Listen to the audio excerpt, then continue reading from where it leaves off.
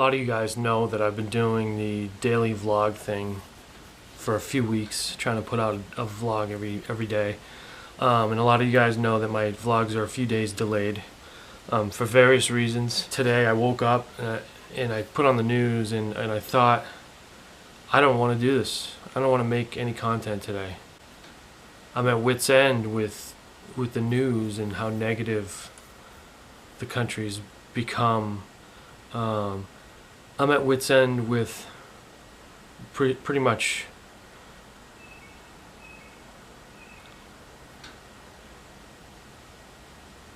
like I went to bed last night, I saw what was happening, and I just wanted to go to sleep. I was following along, I wanted to go to sleep, and I wanted to forget about it. And then I wake up and I say to myself, that had to be some type of dream. And then when I see the details start coming out, I'm thinking to myself, this is a really bad situation.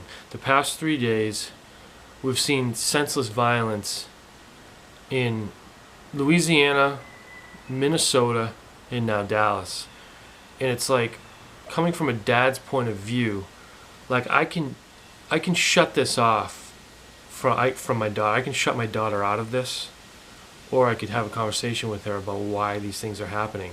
But to see this stuff happen on real-time TV, on real video, and the fact that she could see this is not something that I don't think it's something that she should see. And no. But the fact that my daughters have the ability to see this violence on TV is like the worst feeling in the world. I had to explain to my wife this morning what happened in Dallas, and to say it out loud, to actually explain it, was surreal. Like, it was a weird feeling. Like, it became real once I said it out loud. And to explain what's going on with the last 3 days to my daughter is and she hasn't asked yet, but I know she will, and when she does, I'll have to have that conversation with her. And I dread that the most. That's still going to be a terrible feeling. I teach the civil rights movement in my curriculum, and explicitly we talk about the struggles that African Americans went through, and we discuss what they were fighting for, how they did it, how they fought. And that was 50 years ago, and I feel that 50 years ago, now we're still seeing some of the same things that they fought for. And I'm not going to speak for anybody here. I can only speak for what I teach to the curriculum. But I see some of the same themes, some of the same types of actions that I teach from a book. And to see that still going on, it's like, why is this still happening? What is happening here? We're fundamentally flawed somewhere.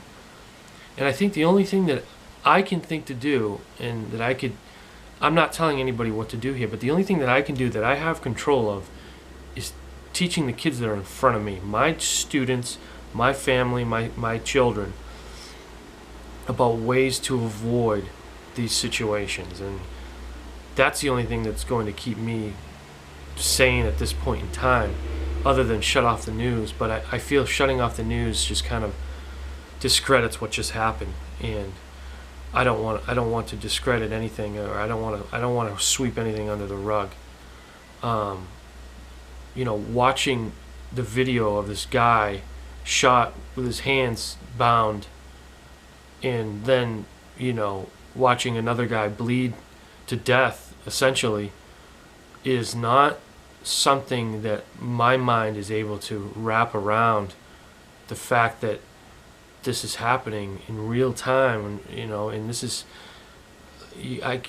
because of social media, because of technology, we're seeing this now.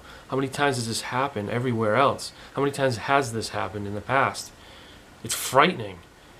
It's scary, and it's I have a black friend who's afraid to get pulled over. He's afraid to get pulled over.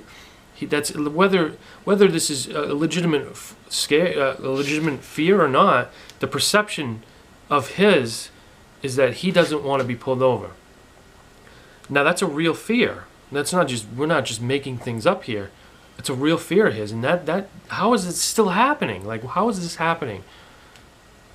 I just don't understand. I have a state cop friend who told me he's afraid to put his uniform on now because of he feels that he's a target. He's a local guy. Like, I grew up with him. I don't understand how he would be a target of anybody. He's out, trying to protect, serve the community. Why are African Americans feeling like they're targets after all these years? Why are police feeling as though they're targets? I can't wrap my mind around this. But the only thing that I can think of stopping it is how we bring our children up, and how we raise them and what we teach them, the values and to have a moral code and things like that. I want my kids to be able to be friends with anybody they want, of any race, of any culture, and not think twice about it. I want them to know about those cultures. I want them to know about those races. I want them to ask questions, because I think that's really where we come into issues, where things that we don't know about, and I've told this to number of students, things that we don't know about, we become afraid of. And the more that we know about, for some reason, we become less afraid. We become open to a lot more than we would be if we were just closed-minded and in one area of the world and not paying attention to anything around us. I want them to ask questions about different cultures. I want them to learn about the food that people eat and places that people go, the way people pray or don't pray. And that's important to me, is that they learn these things, because I don't think some people learn these things, and then what they don't learn about, it becomes a stereotype, or it becomes a stigmatism that's easy for them to make fun of or to be afraid of. So tomorrow I'll be back, and we'll be filming some more stuff. But today it's going to be like, let's take a deep breath here and figure out what it is that we're doing here.